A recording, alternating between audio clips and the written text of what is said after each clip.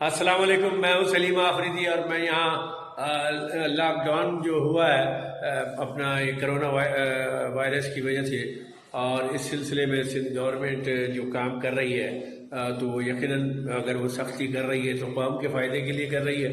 तो लोगों को हुकूमत की हिदायत पर चलना चाहिए और घर में रहते हुए भी एक दूसरे से दूर दूर रहना चाहिए, क्योंकि हम कुछ दिनों के लिए दूर रहेंगे तो हमेशा इकट्ठे रह सकेंगे। इस मौके पर सिंध गवर्नमेंट के चीफ मिनिस्टर जनाब मुराद अली शाह साहब और बिलावल साहब को मैं बहुत सारी शुक्रिया भी अदा करूँगा कौम की तरफ से कि वो बुराइयां तो ले रहे हैं, लेकिन चूँकि ये बीमारी जो है बहुत बुरी बीमारी है, इस पर काबू पाने के लिए जिस कदर वो सख्ती कर रहे हैं यकीनन वो ज़रूरी है हमारी नस्ल की बका के लिए। पाकिस्तान जिंदाबाद।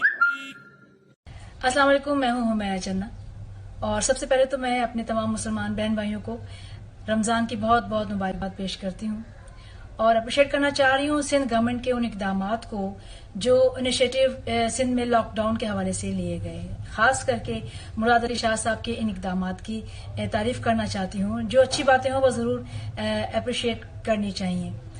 और जो बातें सुन रहे हैं कि बाहर ना जाएं, सोशल डिस्टेंस रखें, तो उसके हवाले से भी प्लीज आप अपना ख्याल कीजिए, अपनी फैमिलीज का ख्याल कीजिए।